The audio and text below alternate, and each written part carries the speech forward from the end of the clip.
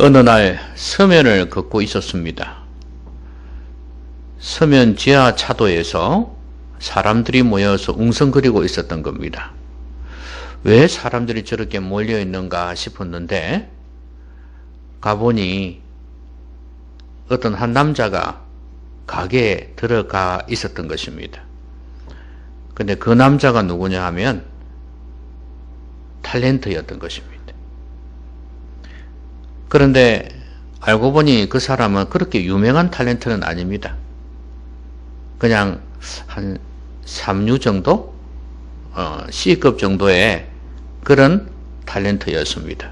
그럼에도 누가 알아보고 저 사람 탤런트다 하니까 사람들이 모여들었던 겁니다. 주로 여성들이 많이 모여들었습니다. 너도 나도 저 사람 보려고. 그러면 그 사람들은 친구들이나 가족들에게 가서 뭐라고 말했을까요? 나는 탤런트 만났다. 이러면서 자랑할 거 아니겠습니까? 저도 서울에서 사역을 할 때 그 탤런트, 배우, 아나운서 이런 사람들을 많이 만났거든요. 근데 만나보면 아무것도 아닌데 그 유명세 때문에 내 앞에서 말씀을 듣는 사람이 배우라, 그 유명한 탤런트라, 기분이 어떨 것 같습니까? 지금도 말하면 많은 사람들이, 알만한 사람들이에요. 앞에서 목사님하고 이렇게 아양도 떨면서 말씀을 듣고 대접을 합니다. 유명 식당에 가서 식사도 하고 그래요. 그러면 여러분들은 어떤 생각이 듭니까? 오, 목사님이 대단하네, 그런 생각이 듭니까? 인간적으로 보면 그럴 수도 있겠죠. 그 정도로 유명한 사람을 만나면 사람들은 그것을 자랑으로 생각을 해요. 그런 사람을 만나려고 하죠. 나한테 특별히 도움되는 것도 아닌데 그냥 다른 사람에게 막 자랑하려고 그런 것도 있죠. 사인도 받아놓으면 그냥 뭐 너무 자랑스럽게 생각하는 거 아니겠습니까? 근데 나에게 정말 실제적인 도움을 준다고 생각하면 어떨까요? 내가 그 사람을 만나기만 한다면 나에게 실제적인 도움이 온다고 생각하면 어떨까요? 사람들이 만나고 싶어 하겠죠. 무슨 수를 써서라도 그 사람을 만나려고 할 겁니다. 왜냐하면 도움을 받을 수 있으니까. 아마 이런 사람 중에 한 사람이 의사가 아니겠어요? 병 잘 고치는 명의.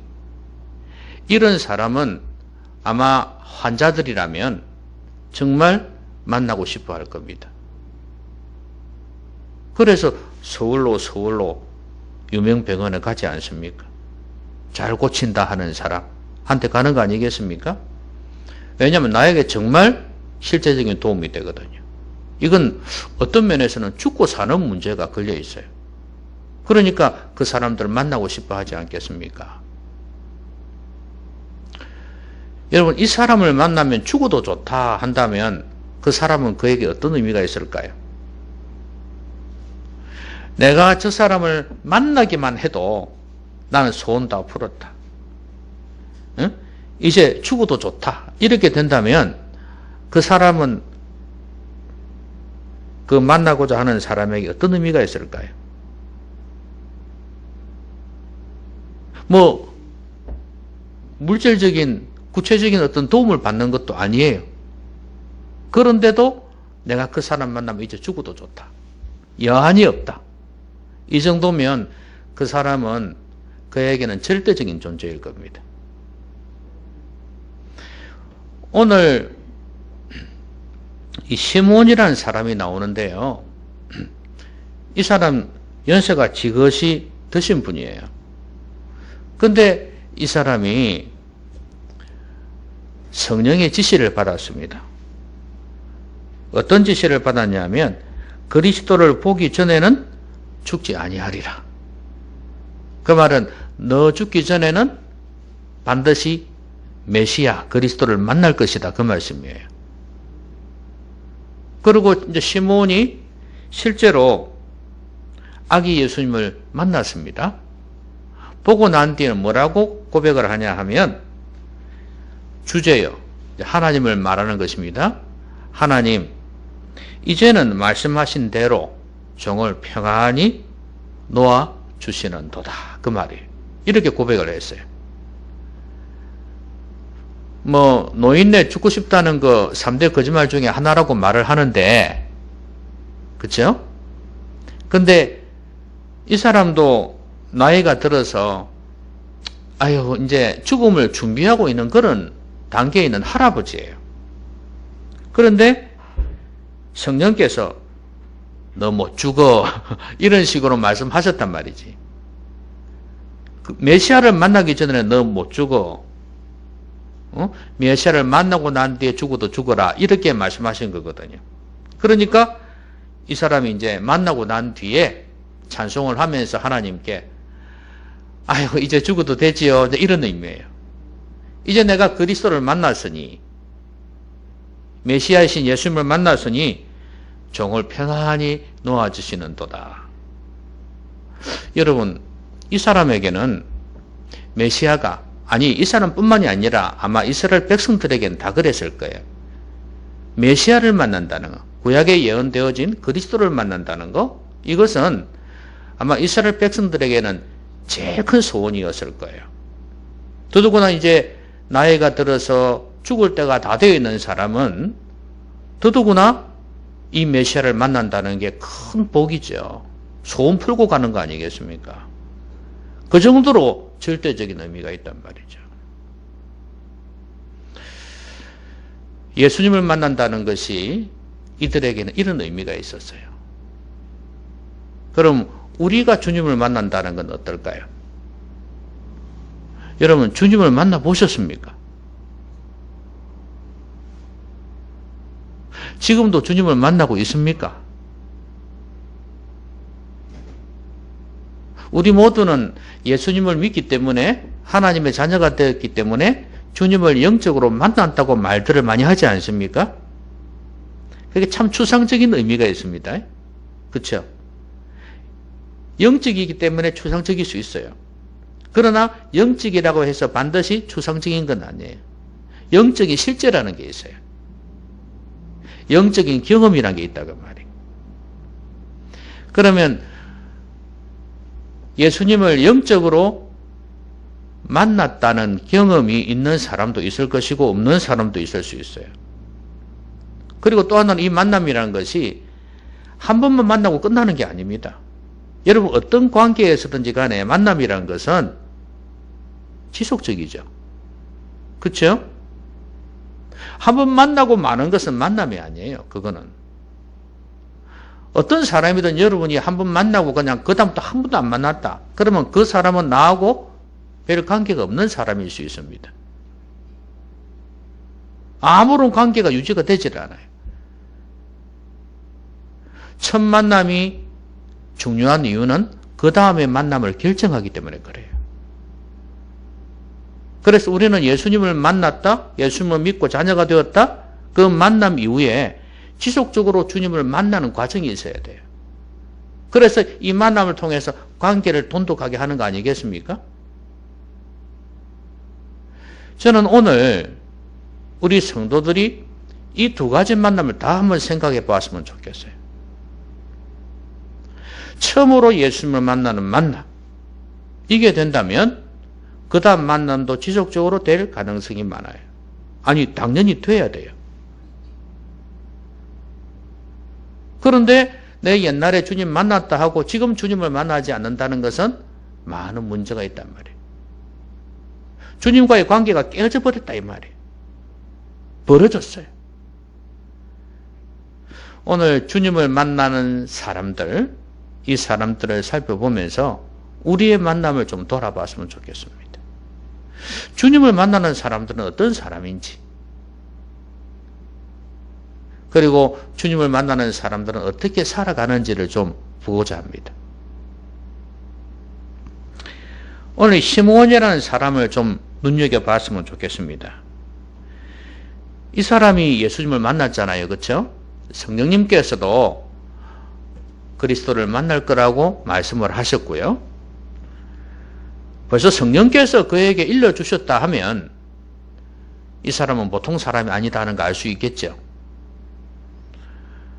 여기에 보니까 이 사람은 의롭고 경건하여 이스라엘의 위로를 기다리는 자라. 성령이 그 위에 계시더라.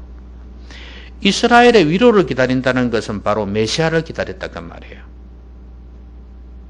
지금 이스라엘 백성들이 로마의 지배 가운데에서 너무 힘들어하고 고통 가운데 있거든요. 이들을 위로해 줄 자를 지금 이스라엘 백성들이 기다리고 있어요. 그게 바로 메시아예요. 우리를 해방시켜줄, 독립시켜줄 존재. 그 메시아를 기다리고 있었습니다. 자, 이 사람은 의롭고 경건했어요. 그러니까 경건하게 살았고 의롭게 살았습니다. 뭐 다른 말로 이야기하면 말씀대로 살려고 그 당시로 보면 율법대로 살려고 무진장 애를 썼습니다. 아마 그 중심에는 십계명이 있겠죠. 그 십계명을 중심으로 해서 율법을 지키려고 말씀대로 살아보려고 몸부림친 사람이었어요. 경건하게 살려고 했습니다. 또 그것 말고도 평소의 삶 속에서 벌써 그렇게 살았다고 볼 수가 있어요. 우리가 알듯이 고넬료라는 사람, 이 사람도 경건하게 살았잖아요. 이 사람은 처음에 예수님을 믿는 사람이 아니었습니다. 그런데도 경건하게 살았어요. 그런 사람이 결국은 예수님을 만나게 되었지 않습니까? 우리도 마찬가지입니다. 우리가 예수님을 믿고 난 뒤에 계속해서 주님의 임재, 그걸 경험하고 주님을 이렇게 영적으로 만나는 경험들은 의롭고 경건하게 살 때 가능합니다. 의롭고 경건하게 살지 않으니까 어떻게 되겠어요? 영안이 어두워지겠죠. 그러면 주님이 보이겠습니까? 있어도 못 보는 거예요. 그래 놓고 판단하기를 육신의 눈으로 판단하는 거예요. 안 보인다 이렇게 말해. 응? 심지어 예수님은 없다. 주님이 안 보인다. 하나님은 없다. 이런 소리를 한단 말이에요. 근데 영적인 눈이 어두워지면 그렇게 됩니다. 옛날에 하늘을 찌를 듯한 그런 믿음을 가지고 있었다 할지라도 지금 내가 영적인 눈이 어두워지면 안 보인다는 거예요. 그러니까 평소에 의롭고 경건하게 사는 게 얼마나 중요한지를 보여주는 것입니다. 깨어있는 거죠. 하나님의 음성을 듣고 순종하는 삶을 살려고 하는 거죠. 오늘 이 사람이 성령이 그 위에 있었다 그랬잖아요. 그러니까 성령의 사람이었어요. 지금 초대교회 이후로 성령이 안에 내주하는 그 정도는 아니었지만 그래도 성령께서 그 위에 계셨잖아요. 그리고 성령의 지시를 받았더니 그랬잖아요. 그리고 또 보세요. 27절에 보니까 성전에 들어갈 때 어떻게 했다고요? 성령의 감동으로 성전에 들어가며 그랬어요. 이 사람은 오늘 우리처럼 성령이 안에 계시는 분이 아니지만 그래도 성령과 함께 했어요. 그러니까 늘 성령님과 동행하는 삶을 살고 늘 지시를 받고 늘 경고를 받고 늘 책망을 받으면서 그렇게 살아왔단 말이에요. 그러니 이 사람이 의롭고 경건하지 않을 수가 있겠습니까? 이런 사람이 그리스도를 만나는 거예요. 주님을 만나는 거예요. 우리는 지금 육신의 주님을 만날 수는 없습니다. 그렇죠? 지금 현재 말이에요. 우리는 영적으로 성령 안에서 주님을 만날 수 있습니다. 이거는 진짜 마음에 믿어지고 주님이 믿어지고 내 안에 계심을 확신하게 되어질 때 우리는 영적으로 주님을 만났다 하는 그런 고백을 할 수가 있어요. 그리고 우리의 삶 속에서도 마찬가지예요. 믿고 난 처음 만남 이후에도 성령을 소멸하지 말아야 되고 성령을 근심하지 말아야 되고 근심케 하지 말아야 되고 그런 가운데에서 주님과 교제를 할 수가 있습니다. 주님께서 하나님께서 나와 함께 하신다. 그 임재를 느낀다는 거. 지금 오늘도 나에게 말씀하신다는 거. 이걸 느낀다는 거 뭐냐면 주님을 영적으로 만나고 있다는 거예요. 하나님을 만나는 거. 이게 우리의 삶에 있어서 얼마나 중요한지 몰라요. 우리 신앙의 핵심입니다. 핵심.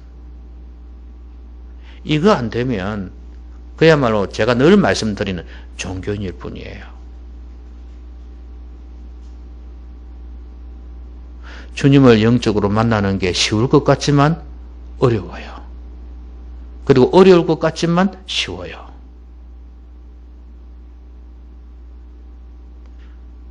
영적으로 주의 음성을 들으면서 주의 성령으로 역사하시는 걸 경험하면서 주님을 꼭 만나시기를 바랍니다. 주님을 꼭 만나시라니까요. 영적으로 깨어있어요. 영적인 눈을 뜨고 영적인 귀를 열고 여러분의 영혼을 맑고 깨끗하게 하십시오. 영혼이 어두워지면 안 보입니다. 예수님께서 이런 말씀 하셨잖아요. 눈이 어두우면 온몸이 어두워진다. 맞죠? 맹인들이 그렇지 않습니까? 눈이 어두워지면 손발도 어두워져. 마찬가지로 우리 영혼의 눈이 어두워지면 우리의 전 삶이 몸뿐만 아니라 전 삶이 어두워지는 거예요. 어떻게 하면 영혼이 병들지 않게 할까? 어떻게 하면 잠들게 하지 않을까? 어떻게 하면 깨어있을까를 고민하십시오. 그래야 주님의 임재를 경험하면서 영적으로 만나면서 주님의 음성을 들으면서 그렇게 주님과 교제하면서 살아갈 수 있습니다.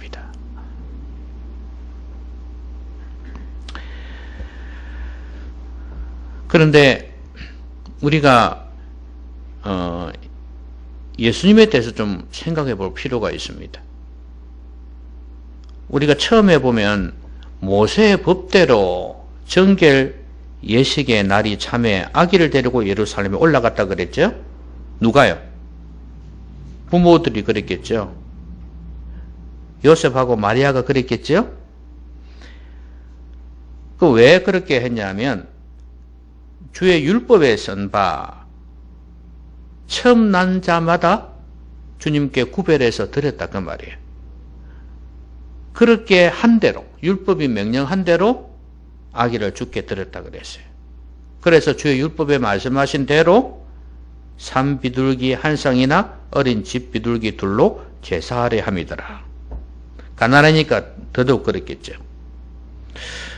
여러분, 예수님은 어릴 때부터 부모님들이 율법에 따라서 예수님을 키웠고 예수님도 율법에 따라서 그렇게 자라왔습니다. 그래서 예수님이 율법 가운데서 쭉 자라난 것을 로마서에서 사도 바울은 그렇게 고백을 해요. 결국엔 율법 아래에 있는 자들을 구원하기 위해서. 사도 바울은 자신이 율법 가운데 자랐잖아요. 그리고 율법 아래에서 살았기 때문에 예수님을 믿고 난 뒤에 그들에게 가서 복음을 전했습니다. 그런데 그들에게 복음을 전할 때 바울은 어떻게 했냐면 이방인처럼 행동하지 아니하고 율법 아래에 있는 것처럼 그렇게 행동을 했어요. 왜 그러냐면 율법 아래에 있는 자들을 구원하기 위해서. 그리고 이방인들한테 가서는 역시 이방인들처럼 행동을 했어요. 율법 없는 것처럼. 왜? 이 사람들을 구원하기 위해서. 자, 예수님은 주로 이스라엘 백성들하고 상대를 하셨어요. 바울은 이제 이방인들을 주로 상대했지만, 그러면 예수님도 그렇게 말씀하셨어요. 나는 내 백성 이스라엘 백성들을 구원하기 위해 오셨다고 그렇게 말씀하셨어요. 이방인들을 구원하지 않은 거 아니지만 주로 그랬어요. 그러면 예수님은 율법 아래에서 쭉 자라셨습니다. 자라셔서 율법에 대한 해석을 그 당시의 사람들하고 다르게 해석을 했습니다. 자, 그러면서 예수님이 어떤 분이신지를 차근차근 이제 풀어가면서 소개를 했습니다. 제자들도 그걸 알아듣고 많은 사람들이 그 말씀을 들었어요. 십자가에 죽으시고 부활하시고 난 뒤에, 성천하시고 난 뒤에야 이제 이 제자들이 구약에 예언되진 메시아구나 하는 걸 알게 되었습니다. 자, 그러면 우리가 주님을 제대로 만나려면 무엇을 알아야 되냐 하면 율법 아래에서 사신 예수님을 알아야 됩니다. 여러분 구약 성경이나 신약 성경이나 구약이 오신 메시아고 신약이 오실 메시아고 신약이 오신 메시아잖아요. 그러면 예수님은 결국은 이스라엘 백성들과 뗄래야 뗄 수 없는 유대인들과 뗄래야 뗄 수 없는 그런 관계에 있지 않습니까? 오늘 말씀을 봐도 율법을 지키면서 물론 그 당시의 사람들하고 좀 각도는 다르지만 율법을 무시하지 않으셨어요. 해석을 달리했을 뿐이지. 율법을 지키면서 사셨어요. 심지어 십자가에서 죽으신 것도 뭐 때문에 죽었어요? 죄 때문에. 우리의 죄를 안고. 왜? 율법으로 하면 죄값은 뭐예요? 사망이에요. 죽어야 돼요. 그러니까 주님은 철저하게 율법 아래서 사셨다가 죽으신 분이에요. 그럼 우리가 그 주님을 만나려면 어떻게 해야 되냐면 예수님이 그런 유대 문화 속에서 오신 분이라는 것을 이해를 해야 돼요. 우리가 성경을 보면서 주님에 대해서 배우지 않습니까? 그런데 주님을 안다고 할 때 이 주님이 자란 이 배경들을 모르면 주님을 제대로 알 수가 없어요. 민중신앙을 하는 사람들은 이런 주장을 해요. 예수님의 그림을 그릴 때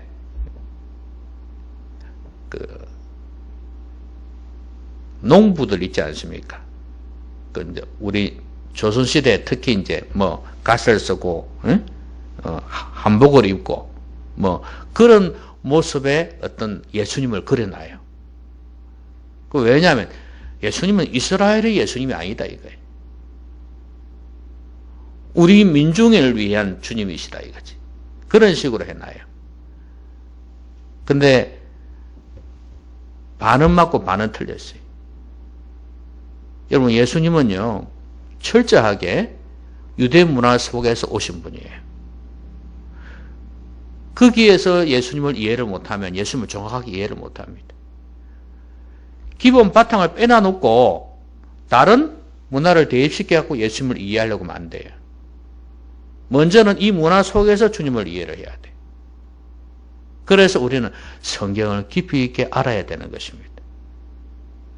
구약 속에서 어떤 문화 속에서 예수님이 오시게 되었는지 그리고 신약에 와서 예수님이 어떻게 자라셨는지를 알아야 된다는 말이에요. 그래서 유대 문화와 배경을 이해를 해야 되는 것입니다. 여러분 지금 유대인들은요 유대인들 중에서 예수님 믿는 사람들이 많이 있습니다. 옛날에는 안 믿었는데 믿는 사람들이 많아지고 있어요. 그들이 예수님을 죽였다는 이야기, 예수님이 이런 분이라는 이야기, 그들은 오해 속에서 예수님을 이해를 해왔구나 하는 걸 알고 예수님을 믿고 예수님을 전하는 사람들이 많이 생겨났어요. 물론 이 당시에도 유대인들 예수님 많이 믿었잖아요. 그러니까 그런 사람이 많이 있겠습니까? 후손을 내려가면서. 근데 이제 중요한 거는 요즘 더더욱 많이 믿고 있어요. 이 사람들 중에서 좀 학자고 똑똑한 사람들은 어떤 이야기를 하냐면 유대인들은 탈무드를 선호하지 않습니까? 좋아하잖아요.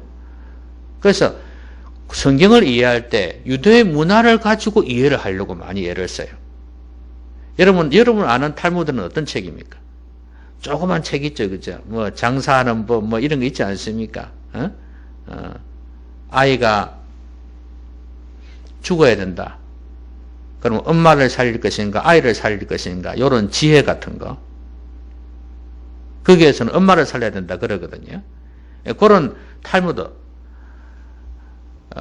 그런 정도만 알고 있죠. 그런데 그거는요, 극히 일부분이에요. 탈무드 중에서. 우리가 보는 책의 그 내용은요. 책은 이렇게 두껍습니다. 저도 탈무드에 관한 책이 있는데 그것도 부분이에요. 그것도. 진짜 책은 이렇게 많답니다.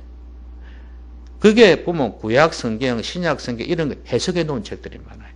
특히 구약의 토라.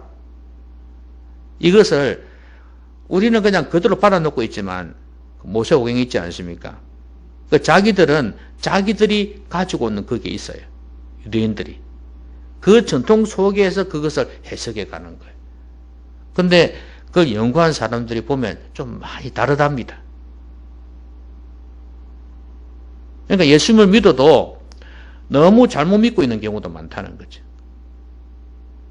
그래서 좀 더 분명히 잘 알 수 있도록 유대 문화를 이해하는 게 필요하다 그 말이죠. 그래서 여러분도 세월이 더 가기 전에 나도 그런 공부 좀 해봤으면 좋겠다. 응? 아니 뭐 그런 탈무드 같은 공부를 못하더라도 성경을 읽을 때 성경 배경이라도 좀 이해를 하면서 예수님을 좀 알아갔으면 좋겠다. 이런 소원을 가졌으면 좋겠어요. 맨날 나이가 들어가지고 이제 TV 보다가 할 거 없으면 또 잤다가 아니면 또 옆에 있는 할머니를 만났다가 할아버지를 만났다가 또 뭐 손주들 오고 이러면 그냥 아이고 내 새끼들 왔나 그러면서 용돈 주고 이렇게 살지 말고 이제는 좀 거룩한 꿈을 꾸면서 사십시오. 이 지금 할아버지도 그랬잖아요. 그리스도를 만나기 전에는 죽지 아니하리라. 이제야 평안히 놓아주시는도다. 여러분 좀 그런 소원을 가졌으면 좋겠습니다. 저도 이제 60이 다 돼 가는데 이제 나이가 들어가면서 뭘 해야 될까 고민을 많이 합니다. 저는 김형석 교수라는 분이 참 부러워요. 100살이 넘었죠. 100살이. 103인가 4인가 그래. 그런데도 옛날에 쓴 책도 이렇게 다듬어 다시 해가지고 내놓기도 하고 자기 강의했던 거 옆에서 도와주겠죠. 풀어주고 이래가지고 내기도 하고 이러는데 책을 계속 내요. 그 말은 또 계속 책도 본다는 이야기거든요. 야, 참 부럽다 싶은 생각이 들어요. 우리는 뭐 그런 사람 수준도 아니고 그렇게 될 필요도 없지만 적어도 성경만큼은 제대로 알고 무엇보다 내가 믿는 예수님 좀 더 깊이 있게 알아가야 되겠구나 하는 그런 고민들이 좀 있었으면 좋겠다 그 말이에요. 그래서 다른 건 몰라도 성경을 좀 더 부지런히 깊이 있게 읽는 성도님들이 되었으면 좋겠습니다. 그리고 여러분 성경책 앞에 보면 설명해 놓은 것들도 좀 보면서 또 아니면 저에게 부탁을 해서라도 책을 사가지고라도 쉬운 거 어떤 분들은 아이고 꿈만 같은 이야기 하지 마세요. 바빠 죽겠는데 할머니들이 그런 거 하라고요? 택도 아닌 소리 하지 마세요. 속으로 비웃고 있는 사람도 있네요 보니까. 그래도 이 말을 하렵니다. 혹시나 그 중에서 한두 사람이라도 그럴 수 있다면 좀 그런 욕심을 좀 가지시라 그 말입니다. 제가 옛날에 서울에 있을 때 새가족부를 맡았었어요.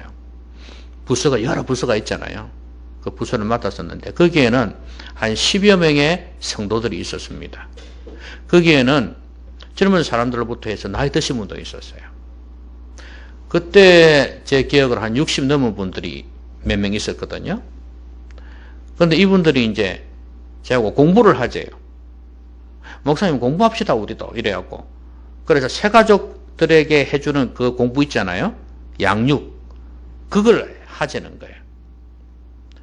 그리고 자기들이 이제 그걸 한 1년에 걸쳐서 했습니다. 하고 난 뒤에 우리만 하지 말고 우리 새가족 주체가 되어가지고 우리 성도들을 전 성도들 대상으로 한번 모집합시다. 이래 된 거예요.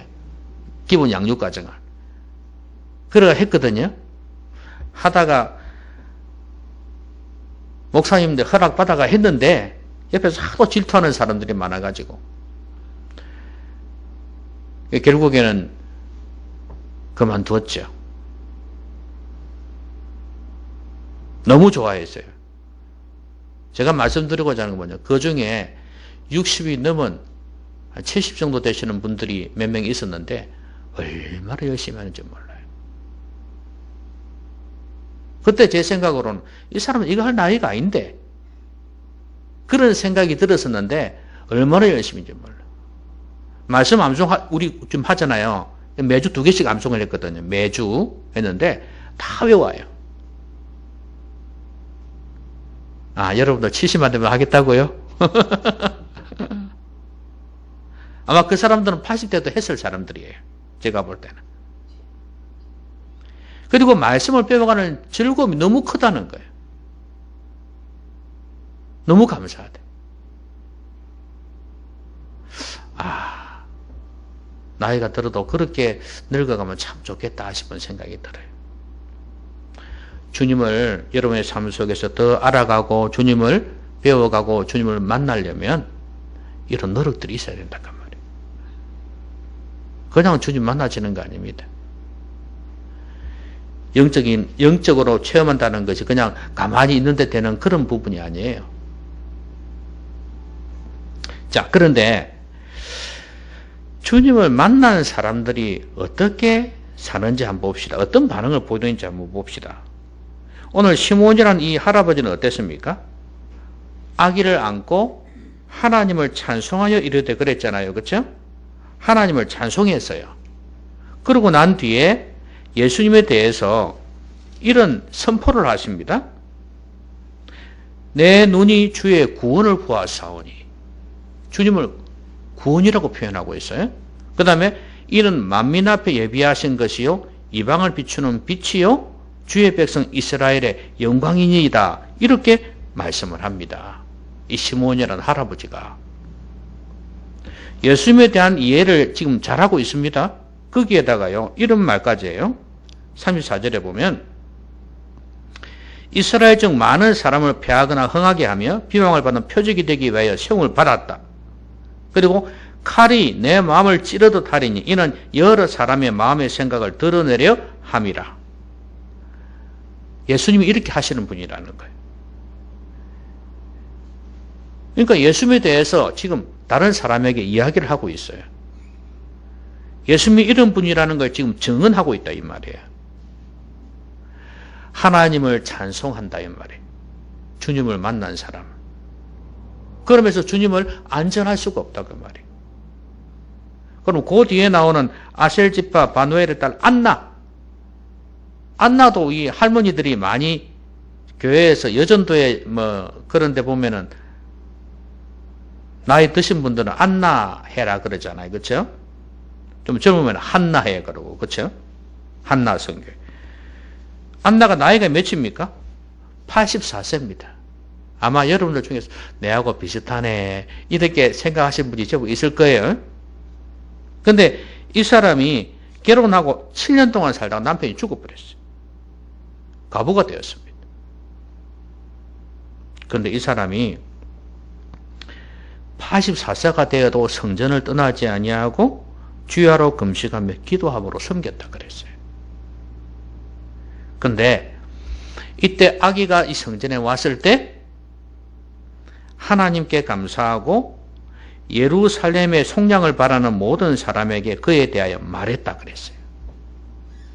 이 사람도 어떻게 했습니까? 감사했어요. 시몬은 찬양했는데 이 여인은 감사했어요. 주님을 만난 것으로 인해서. 그리고 어떻게 했어요? 그에 대하여 말했다. 모든 사람에게. 예수님을 아기 예수님에 대해서 말했다는 거예요. 누구한테? 예루살렘의 속량을 바라는 모든 사람, 지금 메시아를 기다리고 있는 사람, 이 사람들에게 예수님을 전했다는 이야기 아닙니까? 그 말이 무슨 말이겠습니까? 시몬이 말했던 것처럼 예수님은 메시아다. 이 아기 예수님은 메시아다. 그리고 우리를 구원할 자다. 이렇게 말했다 이 말이에요. 여러분, 이 할머니가 주님을 만나고 난 뒤에 감사하면서 이렇게 전했다 그 말입니다. 여러분, 주님 만난 게 감사합니까? 예? 주님 만난 게 감사합니까? 마음속에 진정한 감사가 있다면 주님을 안 전할 수가 없다 그 말이에요. 왜 감사하나요? 주님 만나게 왜 감사하고 왜 찬양의 제목입니까? 나의 구원이요 우리의 구원이니까요. 이스라엘 백성들 입장에서는 그런 거 아니겠어요? 우리를 구원해 주셨다 이거예요. 주님을 만난 사람들은요 이렇게 감사하고 찬송합니다. 나를 구원해 주실 뿐만 아니라 내 가족도 구원해 주시고 내 민족도 구원해 주시니까 주님을 믿는 사람은 누구나 그리고 주님을 증언한다. 믿을 수 있도록 전하고 싶어. 만난 걸 간증해요. 주님을 만난 게 감사한 사람들은 안전할 수가 없어요. 내가 믿어보니 얼마나 좋은지 몰라. 너도 믿어봐. 늘 말씀드리지만 종교생활하는 사람들은 주님을 만나고 있지를 못해요. 그렇죠? 바리새인들 서기관들이 만났나요? 주님 앞에 있으면서도 불구하고 만나지를 못했잖아요. 그렇죠? 주님이 주님이신 줄 메시아인 줄 모르니까 못 만나는 거예요. 그러니까 못 전하죠. 만난 게 없으니까. 오히려 주님을 흠잡고 그랬죠. 여러분, 종교인 되면 이렇게 되는 거예요. 여러분들은 주님을 만나는 사람들이 되시고 만나고 만나는 사람들이 되셔가지고 다른 사람들에게 예수님 믿어라 이야기할 수 있는 여러분 되셨으면 좋겠습니다. 왜냐하면 인생의 문제를 해결해 주신 분이에요. 내 인생의 모든 문제를 해결해 주실 수 있는 분이에요. 내 소원대로 내 뜻대로 다 된다는 말이 아닙니다. 이게 내 인생의 궁극적인 문제를 해결해 주시는 분이에요. 내 인생의 목적을 찾게 하신 분이에요. 이런 주님을 만났는데 안전해요? 다른 사람도 예수님 믿게 되면 이렇게 될 수 있는데 안전하겠냐 이 말입니다.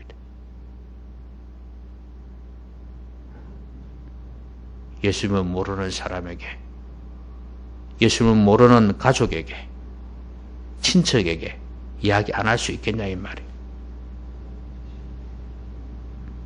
믿음 없이 사는 가족들을 보면서, 믿음 없이 사는 친척들을 보면서 가슴이 안 아프겠냐 이 말입니다. 그리 돼야 정상이다 이 말이에요. 주님 만난 사람들은 그래요.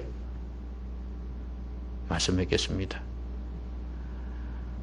우리 주님을 한 번만 만나서는 안 되고 계속 만나야 됩니다. 그러려면 경건하게 살아야 돼요. 의롭게 살아야 돼요. 우리의 영혼을 맑고 깨끗하게 만들어야 됩니다. 그럴 때 성령께서 우리 가운데 함께 하시고 주님의 임재를 경험할 수 있어요. 영적으로 주님을 만날 수가 있어요. 그리고 우리는 성경을 좀 더 깊이 있게 묵상을 해야 됩니다. 성경 속에서 제대로 된 주님을 만나야 됩니다. 그리고 주님 만난 것을 감사하면서 찬양하면서 주님을 다른 사람에게 증언해야 돼요. 여러분, 이렇게 살 수 있다면 이게 행복 아니겠습니까? 나이 들어서 뭐가 낙이겠습니까? 나는 아무 낙이 없다. 할 해가 가깝기 전에 너의 창조자를 기억하라. 그리고 인생의 본분은 뭐라고요? 주의 말씀을 듣고 지키는 것. 이것이 우리의 본분이에요. 많은 영혼들을 옳은 대로 돌아오게 하는 자는 별과 같이 영원토록 비치리라. 이게 가치 있는 삶 아니겠습니까? 주님 만나시는 여러분, 주님을 증언하시는, 나타내시는 여러분 되시기를 주의 이름으로 기원합니다. 기도합시다. 오늘 말씀 생각하면서 같이 한번